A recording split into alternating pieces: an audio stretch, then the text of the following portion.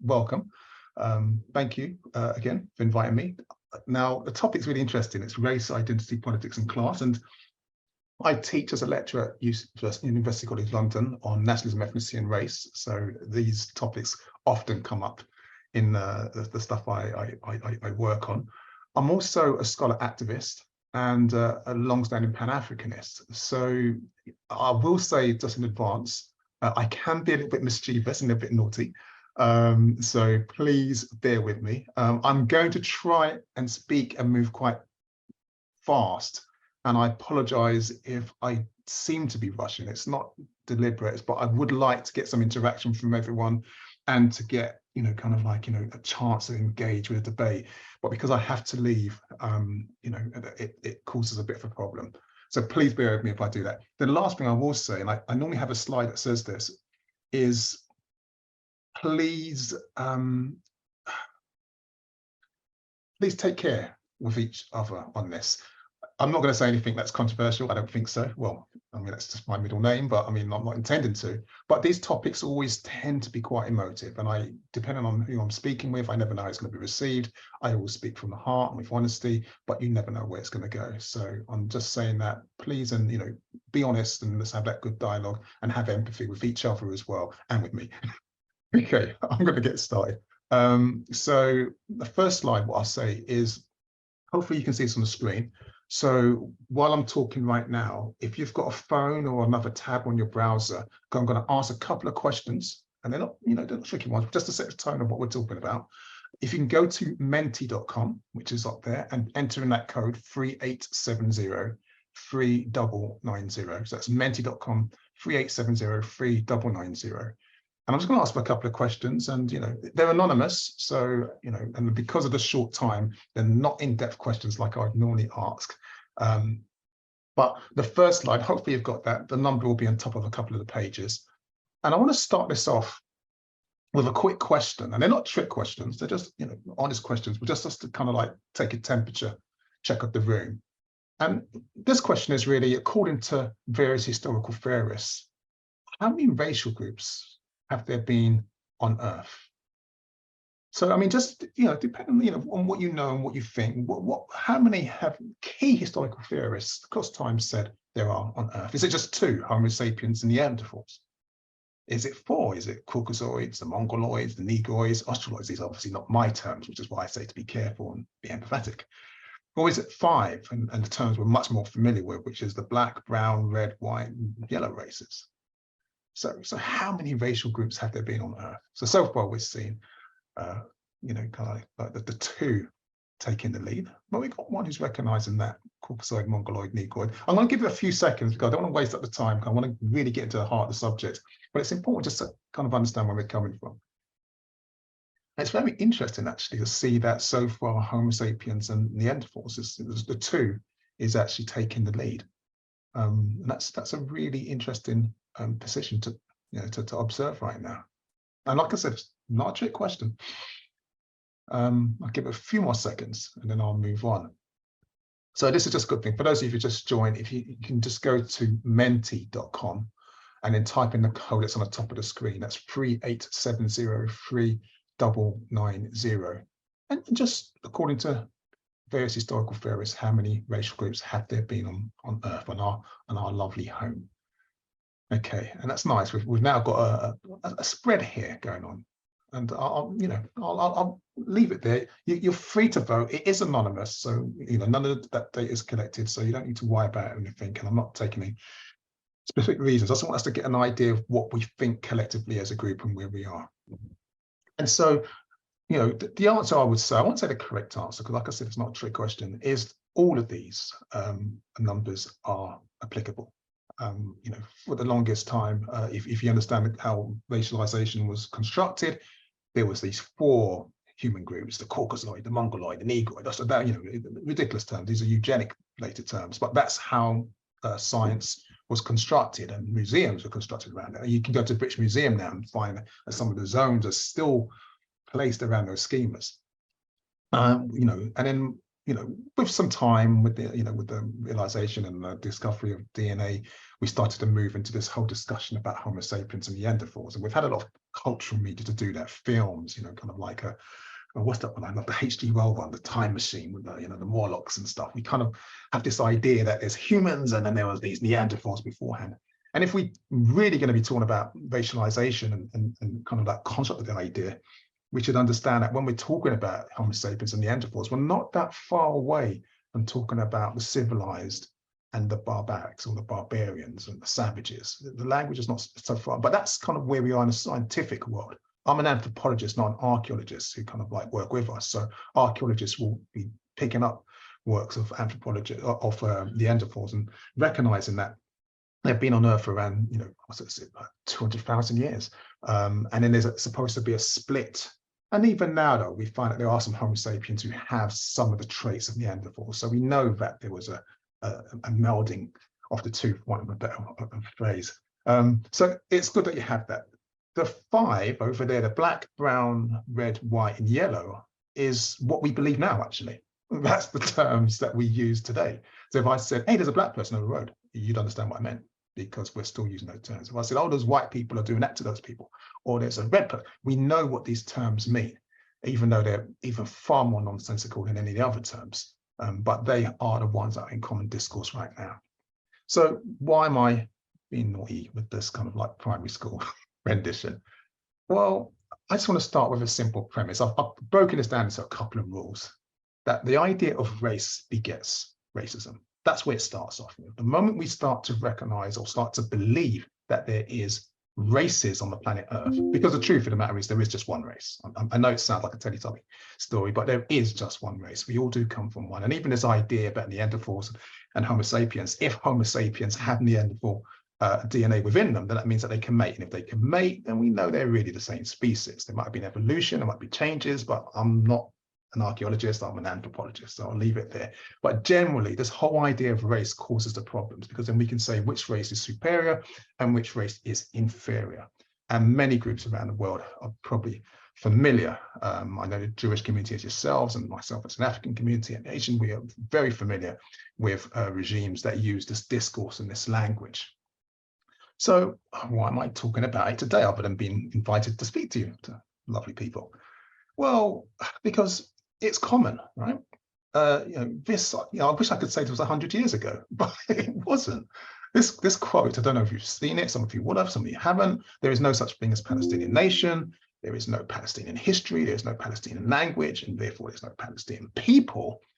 It comes from the same chain of thought that happens with race and racialization. It's not new. This might just be the Israeli finance minister, and this is like hot off the press. I mean, this is not ancient history. This is current, unfortunately. I was going to have a picture of the protest that took place outside Downing Street, and that would have been a lovely discussion. But I'll leave that there for maybe another day. It's not new, you see, because a few years back, actually, this is probably one of the only audiences where I'm not the oldest person in the room. I just realized that. I was going to say I'm getting grey, but it's quite refreshing, actually. I'm a child. Okay. Well, a few years ago, as I like to see time, Sarkozy made a comment when he was in Senegal, and it was a really irritating comment. The African man has never really entered history. He has only ever known the eternal renewal of time via the endless repetition of the same actions and the same words. In this mentality, there is no place for human adventure, nor for any idea of progress. And he was basically pointing out this idea that the African was this perpetual infant, never really entering history, never really joining civilization, always being that Neanderthal. He didn't use the word Neanderthal, but that's what he was talking about. So what I'm just trying to show with those two quotes there is that even though one was in 2007 and one was just a couple of days ago, it's the same language, it's the same theory, it's the same idea, it's the same currency that we still live with to this very day. So, leads us to our topic of the danger of identity politics, because I think that this is where this all comes from. This is all a matter of perspective. And this is why I asked you at the beginning, and I said there was no right or wrong answer, because some people think that there's 2 races, some people think there's 5 races, some people think there's 6 races, and it goes on and on. Danger of identity politics. Well, the first thing is that they can be manipulated into what many politicians call the culture wars. And this tricks us into focusing on the micro, and it distracts us from looking at the macro.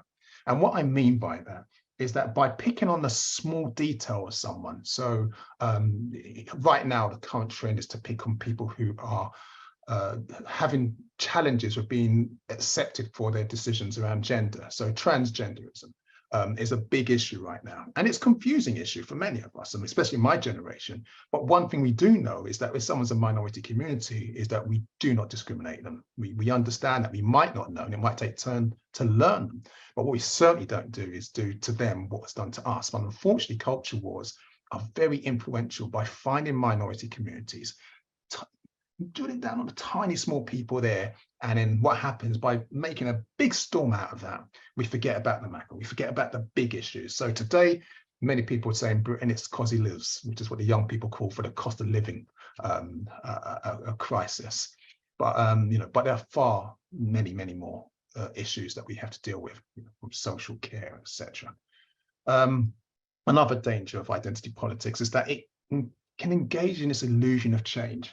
You see, what happens if we start, saying what words people can say and what they can't say and how they say it. So the Gary Lineker was a perfect example of a culture war. What happens is that we start to get into this rhetoric around diversity, that, well, diversity is a good thing. And yes, it is a good thing. The world is diverse. There's 8 billion of us on this planet. It's impossible not to be diverse. But what we don't tend to do when we engage in this diverse rhetoric is that we don't start talking about a culture of inclusivity. And without inclusivity, diversity, or recognition of diversity is pointless. I mean, we have in this British history, there's a remarkable situation where we had the most diverse cabinet in British government ever.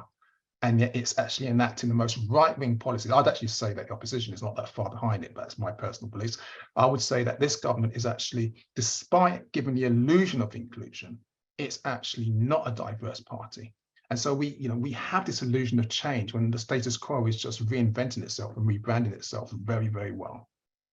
So that's one thing about identity politics. Oops, sorry, there was another one there. Don't know why that didn't come up. Oh, there we go. The quick thing to do then is to criminalize vulnerability. And we're seeing that when we're seeing migrants being used into political scapegoats. And again, this is normally done on the issue around the topic of ethnicity or race. It's often done around religion, but it's essentially saying that people who are not quite like us, or do things slightly different, or believe to have a different faith, or wear different clothes, or talk with a funny accent, they are the problem. And right now in the UK, it's almost impossible not to see people talking about using terms like woke, or misusing terms like woke, to attack anyone who stands up for asylum seekers. And the idea that we would criminalize asylum seekers is quite morally repugnant as far as I'm concerned. But hey, that's where we are. And we have a Home Secretary that's happy to pass laws, and tomorrow we'll hear the debate starting to play pace about the illegal immigration bill, which breaks convention rights. So it's the illegal immigration bill is actually illegal. It's ridiculous. We have, I don't know if you saw it yesterday, we had this discussion where the Home Secretary, or her office, is actually now saying that they're going to start making plans to move migrants out of hotels and place them in military barracks. And what are those barges, those empty barges?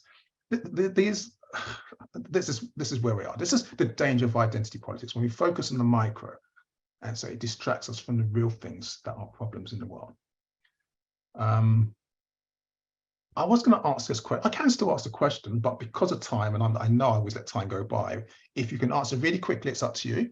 But I was going to say, which approach do you think yields the best results at delivering social justice?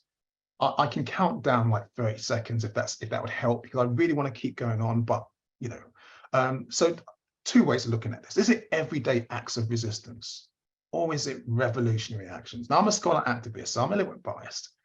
So the activist normally pushes revolutionary actions. That's the way. We like that big push, big change. We know incrementalism doesn't work. That's one thing. I mean, it seems to be the way that it works. Progressiveness seems to be the way that politics talks about doing things. But, does it really bring about change? What about everyday acts of resistance? Okay, great. So we have a nice mixture. So, in favor of revolutionary actions, which is where my heart lies. But the truth, if I'm really being honest, probably lies in a mixture of both. everyday acts of resistance, because some of us will work inside the system, some of us just cannot, we can't breathe and stand in the same space in the system. So we need a bit of both, and that's normal, and it's good to have that approach. So rule number 2, and there's 3 rules, and I've got 5 minutes. Beware of those selling simplistic solutions to complex problems. That's key. It's not to say that some things aren't simple in the way forward, like loving each other and taking care. Those simple ideas are universal, but they're not always the simple way to solve complex problems. And I use that because we're going to talk about class, and we're going to talk about how class is used and abused. And so I've put a question up here: is class warfare a myth?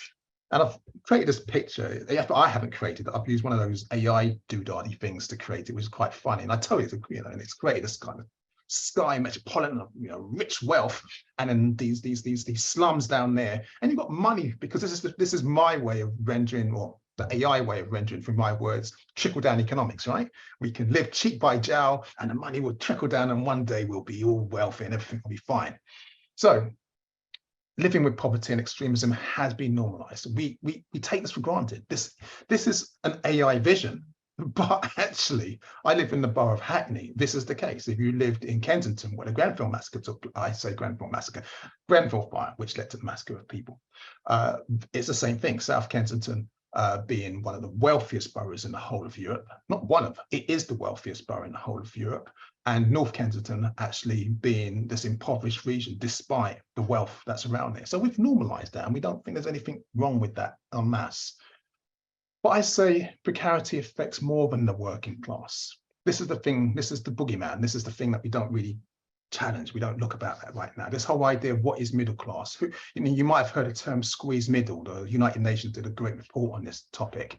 We are all in this space of precarity. Many of us are in this space of precarity. We don't know it. A lot of people are a couple of wage packets away from precarity. People go into employment. Our children, I don't know if I have children, and they're used to this idea of having a job for like 12 months or 6 months, and they think this is normal.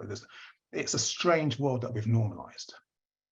But there's some positivity. With economic and social forms of exploitation, intersectionality is more than a buzzword. And this is where I think the solutions always lie. There is space for us to join.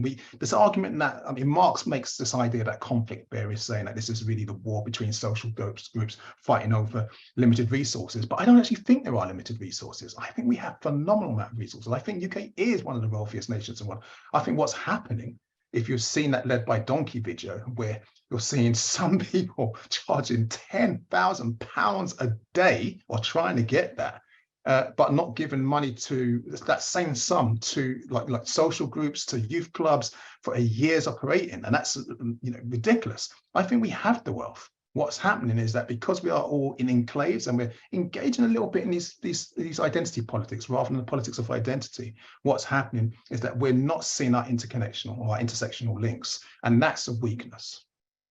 But what I will say, which is a good thing, is that genuine allyship between us, and when I say subaltern counterpublics and bourgeoisie communities can exist, they do exist. There's this myth that the rich and the poor are always in eternal fight, but actually it's not always about money. I'm not a Marxist, even though I'm very sympathetic to Marx's theory. He makes a brilliant rendition and concept. He explains capitalism very well, but the world has changed on from some of his visions. He did have sexist and racist views that aren't factored into some of his theories. And I will say that rich people, poor people, and these are crude terms, do actually find spaces where they work together. And if you look at what's happened in France with this ridiculous notion about increasing the pension, the French don't seem to have that fire that we seem to have lost. But you're seeing, and I'm being crude, you're seeing the left and the right coming together on something that's about a national social welfare, and that's quite beautiful as far as I'm concerned. But I'm not saying that I dislike a pretty gentle word, the right. But I'm just saying that there are places where we have shared interests, and so another debate for another strategy.